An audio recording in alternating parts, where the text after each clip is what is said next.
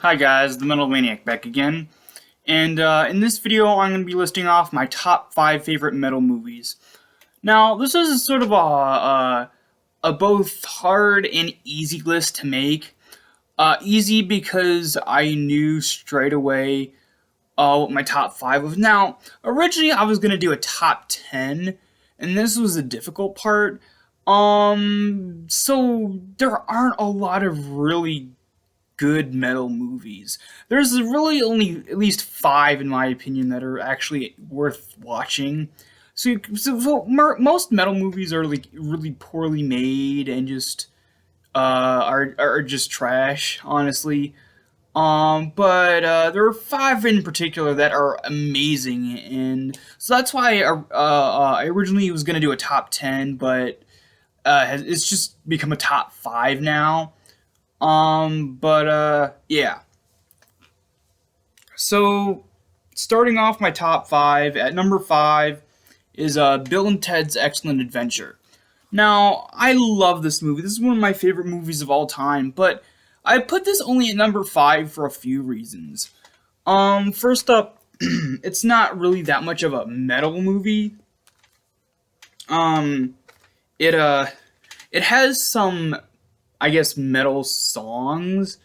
But most of the soundtrack is pretty much like 80s sort of like synth pop and stuff like that. There's like a couple like less than a handful of like glam metal songs, but most of the metal in here is mainly just like references, like a couple of references to like Van Halen, even though Van Halen technically isn't metal. There's an Iron Maiden reference. Most of it is just sort of like very minor stuff, and this does get clumped into metal related movies. But honestly, for me, it's at least out of these 5, it's probably the least one, at least the least of a metal movie on here. But there is still some connection to it, and that's why I put it on this list, even though it's at number 5. I do really like it. And yeah, it has very little to do with metal, but I think there's just a teeny bit enough there to kind of put it in the category. But yeah. Also, I was planning on just putting the entire trilogy on number 5, but that's kind of cheating. Number 1's my favorite of the trilogy, so I'll just put this on here. But yeah, just a fantastic movie. I might do a movie review of this eventually sometime in the future, so I'm not gonna get too much into this describing this movie. And this is like a very popular movie anyway, so I don't feel like I need to go into detail in this particular video about what it's about and stuff like that. Anyway, coming in at number 4 is the movie Trick or Treat. Yes, the movie Trick or Treat, not Trick or Treat. Two completely different movies. This movie was released in 1986, and the soundtrack was released in 1987. Um, Now, there was 2 different versions of the soundtrack. There was a vinyl and CD. I believe the vinyl was released in 86, but the CD was released in 87. Or vice versa, I can't remember. One was released one year, one was released the next year. Anyway, this is a fantastic movie. I really, really love the main character here. And the movie is basically about this one guy who his favorite metal vocalist and artist, Sammy Kerr, died, and he's sort of like pissed off and sad and stuff. And then he actually acquires this record, which is like the last like demo recording Sammy Kerr ever recorded before he died. And he plays it, and he actually unleashes the spirit of Sammy Kerr. And it turns out that like Sammy Kerr is actually like crazy. He's actually like crazy. And so he's all. It kind of seems like he's the sort of like the crazy obsessive type in a way, where they're like like a crazy person will like lack kind of like latch onto a person like, oh, this is my favorite person in the world now. You know, you're kind of similar. So he actually basically I guess not be friends, but like sort of like basically allies with the main character at first, and like he actually sort of like kind of like messes with the main character's. The main character gets bullied a lot. I can't really remember his name that well, but anyway, so um, basically things get kind of out of hand, and it gets to the point where Sammy Kerr's ghost actually almost kills the bullies, and then that's when the main character is just like, okay, that's enough. That's going way too far, and then Sammy Kerr basically just like snaps at him, and then that's when Sammy Kerr pretty much becomes the villain of the movie, and he's basically first he was just trying to basically like dispose of the bullies and anyone else that messes with the main character, and just go after people who hate metal anyway. But now he's going after them as well as the main character and his friends. It's a very cool movie. I'm not gonna go through the entire plot and everything. That's sort of just like a basic summary. The effects are really really good, and also originally one of the people that was supposed to play the villain was Blackie Lawless of the band Wasp, but they chose someone else instead. But it would have been really cool to see Blackie Lawless as a main villain type character in a movie. And the only reason why I have this kind of lower on the list is because of the actual music featured in here. It is a metal movie, but the soundtrack. Well, the soundtrack was originally supposed to be a metal soundtrack to that was supposed to be a fitting accompaniment with the character of Sammy Kerr. Sammy Kerr, basically like you would get from like hearing like the song titles of his albums and stuff like that, you would think it'd be like maybe thrash metal or death metal. I think it was originally supposed to be something like that, but I guess the people in charge of the actual movie company kind of backed out at the last minute and was like, oh, actually, no, you can't do that. Make it commercial music. Make it very commercial rock music, not, metal or anything. Make it like radio friendly rock and roll kind of thing. And the director was basically forced to basically comply and switch up from what the actual music was supposed to be into this. They basically eventually got this band called Fastway to play the entire soundtrack, basically to be with the movie, And Fastway is not a metal band; they're sort of like a standard rock band, and you could kind of tell like the music doesn't really fit well with the movie, and it's just the movie's kind of like dark and sinister. It has some comedic elements, but it has this darkness to it, and the character Sammy Kerr as well. But like the music accompanying the movie just doesn't fit because it wasn't originally supposed to be that style of music. But like the head executives or someone in charge basically was like, was just like, no, we have to appeal to all audiences, even though they originally allowed the director to do whatever music they want for the movie, but they backed out at the last minute. But anyway, so the only reason why this movie is a little bit lower on the list is because of the actual music provided not really fitting with what's actually going on in the movie. But other than that, it's a really fantastic movie, and I'm not bashing the soundtrack. I do really like the songs that they chose, and the band they chose, but like I said, even though it's good, it doesn't really fit. Yeah, Trick or Treat is at number 4.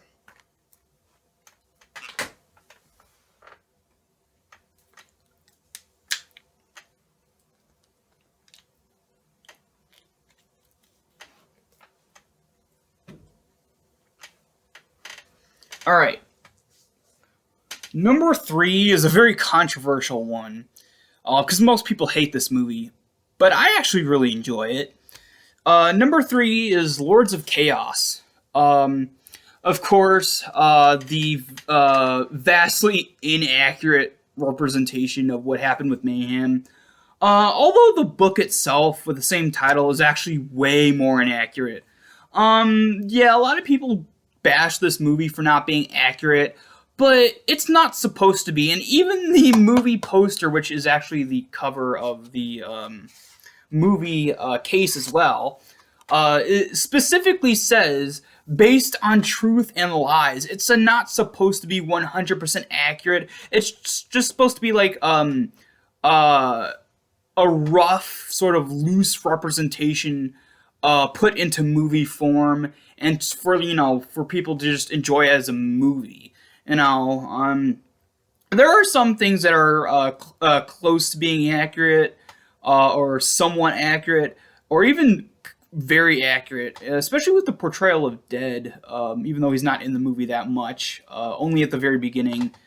But yeah, honestly, this is a very enjoyable movie as long as you don't take it too seriously and you are in the mindset of this is not supposed to be accurate to what actually happened in those days of Mayhem's iconic years. And all the actors do a really great job. Roy Culkin, who plays Euronymous, does a fantastic job, and every one of the other actors do a very great job as well. Especially the actor who portrayed Dead. The only complaint I have is maybe they could have chosen someone else, because even though he does a good job, portraying Dead himself, he kind of looks a little off. Like Dead had a very specific sort of jawline, like a very squared jawline and a very sort of like more ovalish head. And like when you look at, I mean, he looks like the actor looks fine, but when he has the actual like corpse paint on in like the scenes where he's on stage, it looks off. Like now, they could have probably, they could have easily, sort of maybe like CGI'd it to make him make his facial features look slightly more like Dead's facial features, or they could have found an actor who looks a little bit more similar. But that's really my only complaint, and it's a very minor complaint, honestly. It's just a very minor complaint. But other than that, I very much enjoy this movie. And unlike other movies, the music actually fits because they actually use the music of the band. Like during the there's a scene in here with a live show that's supposed to be the show of Live at Chasm, I believe. They use the audio. It's either the Live at Chasm show or the Live at Leipzig show. I can't remember which one, but it's one of the shows, and they actually use the audio from the show. Not from yeah, from the show, from that live show, in the actual scene. And then they use some music here and there that's from, Mayhem's discography, as well as using some music in the background that, like, say someone's playing like an album or whatever in the background, and you'll hear it. It's like, stuff that like Mayhem was influenced by, like, Motorhead and Venom and stuff. Which is really cool because they were actually, especially in the early days, very much influenced by, bands like that, Motorhead and Venom and such, and Bathory. So it's really cool to actually hear that in the soundtrack as well, even if it's just, something playing in the background, not in the main soundtrack itself. But yeah, just a very enjoyable movie. All right. Number two. Number two is Heavy Trip. Heavy Trip is pretty much a parody of black metal. It's about this band called Impaled Rectum. And their sort of like struggle to, basically create anything. Like, they start off as sort of like just, pretty much how any band starts off, just playing covers of their favorite songs from their favorite bands. And then at one point, this guy from this record label sort of discovers them, and pretty much on accident, actually. And basically, they kind of make a deal with him, and then they have to make a demo tape. And there's this funny scene where basically they're trying to figure out, this one of the band members, the guitarist, is trying to figure out like a riff, but he keeps playing riffs from other already, created songs from other bands and stuff. And like you have the other band member just saying, "Oh, that's from this band. Oh, that riff's from this band. That riff's from this band. From this song and this song." And it's just a very cool thing. Anyway, basically at one point the band is contracted to play this gig in was it Norway, I believe. Um, and they have to. Oh, also this movie is in Norwegian, so you're gonna have to read the subtitles. But if you're fine with that, then you'll have no problem. Anyway, so all the way. I mean, what was I gonna say? Oh yeah, so this band has a very specific date in I can't remember where in Norway, but they there's a specific event going on in Norway, and they have a gig at the show. But there's so much that goes wrong. Their drummer dies, and they have to replace the other drummer with someone else. Their gig actually gets canceled. At least the band themselves. Uh, the main head guy, drops the band off the schedule, and they don't tell anyone. And they basically the whole main plot of the movie is that they have to get to the gig, even though they've been dropped. But they feel like they have to go there to play to prove they are worthy to basically be in that gig, and get a record deal or whatever. And there's just so much that goes on, and so much craziness. Like I said, the drummer eventually dies. They have to find a new drummer. They get this guy who's basically a patient at this mental hospital, I guess. And like he basically has these spouts of insanity where someone moves slightly too fast or whatever, and he just loses it and attacks people. And the only thing that calms him down is metal. And yeah, there's just so much crazy, hilarious craziness that goes on in this movie, and it's just a very entertaining movie. And the main actors do a fantastic job. And yeah, if you love parody movies and parodies of different musical genres, that kind of thing. And if you just like music comedy movies in general, this is definitely something you should definitely watch. Um, yeah, I absolutely love this movie. All right, number one. Number one is Deathgasm. So Heavy Trip was a parody of black metal. Deathgasm is pretty much a parody of extreme metal as a whole, including black metal, death metal, all different sorts of extreme metal. Um, the main plot for this movie is there's this main guy, Brody, who moves into his, I think it's his cousin's house or whatever, and his aunt and uncle are really hardcore religious fanatics, and basically they do not get along because he likes metal and he's not religious at all. They think he's possessed by the devil and stuff like that, so they really don't get along. And at one point he meets this guy called Zach. And Zach tells him about this famous metal musician, and they find out later that he's supposed to be hiding somewhere in the town, away from prying eyes, I guess, just hiding out. And they eventually stumble across him in this very a dilapidated abandoned house, and they first think he's dead, and he's holding this record, and so they try to steal the record. He wakes up. He's not dead. He was just asleep, and he seems very paranoid, and they're oh, they're out to get me. They're out to get me, and they're who? And then they have this altercation, and then these random people, this guy in a suit breaks in, and then the metal guy was just oh, take it, make sure he doesn't get it. And so they run off with the record, and this mysterious guy in a suit comes in, and he says, where's the black hymn? And he's and then the guy's you'll never get it. And then this mysterious guy kills him. And so basically the main point of the movie is that they discover that hidden inside the record sleeve is this old manuscript, which is actually music notes. and basically, if you play it, it basically unleashes the apocalypse.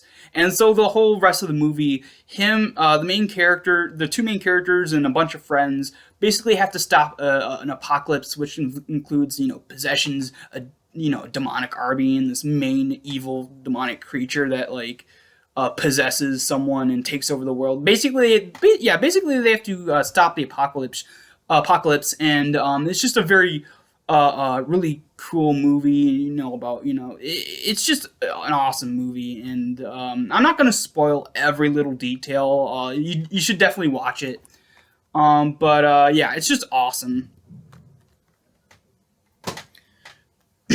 All right, so that's about it for this video. Hope you guys enjoyed, and I will see you all next time.